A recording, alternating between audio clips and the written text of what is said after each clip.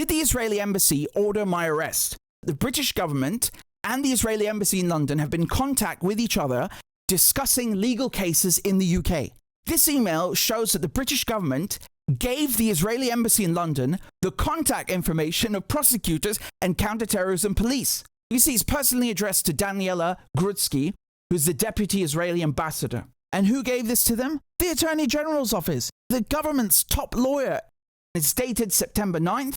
It's a follow-up to a meeting that they had on August 28th. Why were we arrested? For criticizing Israel. When was I arrested? 2 weeks earlier. Who arrested me? The counterterrorism police. That's the same force being mentioned in the email. And if I were to be prosecuted, who would prosecute me?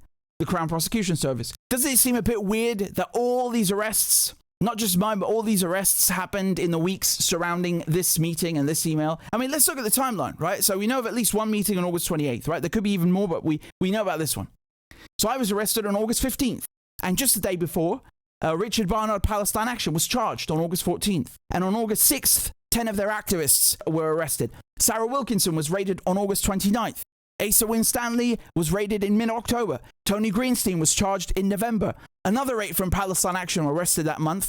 And Natalie Strecker arrested as well. So there's a very clear, calculated timeline of arrests, a very clear crackdown against prominent critics of Israel's genocide in Gaza. So why August? Well, one reason is that Labour had just come to power. But there's also something else that happened, and I saw Matt Kennard suggest this.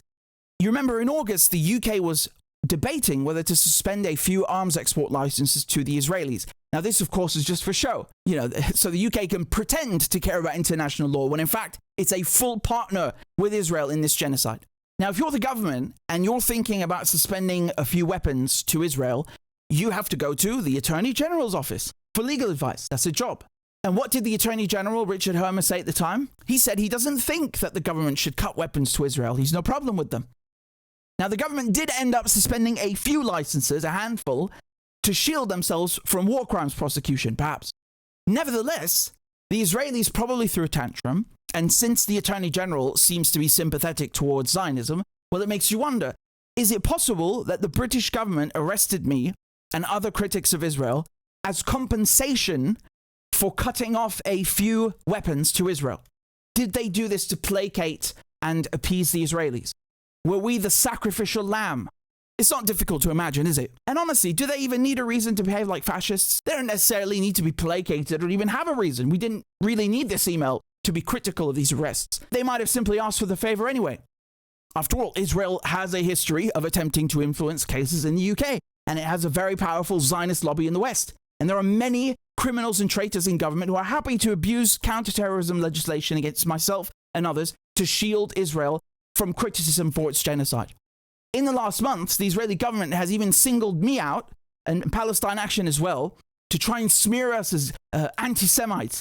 We're clearly on their radar, so it's hardly far-fetched to think that they're behind these raids, especially when after being arrested at Heathrow, I got detained, raided, and had my residency threatened in Austria, in another country. So I've no doubt the Israelis in the UK played a role in that too. What I want to know is, what were they discussing in this email? Why did they have to redact almost every single word? How long has the government been collaborating with the Israeli entity? What services or information have the CPS and counterterrorism police provided to the Israeli embassy? Are there more emails like this? Are there other meetings that took place? The fact that I have to ask means our country is compromised.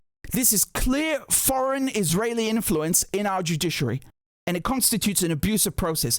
By law, any foul play such as this and the cases need to be dropped. So once again, I ask, did the Israelis order my arrest and the arrest of others critical of Zionism?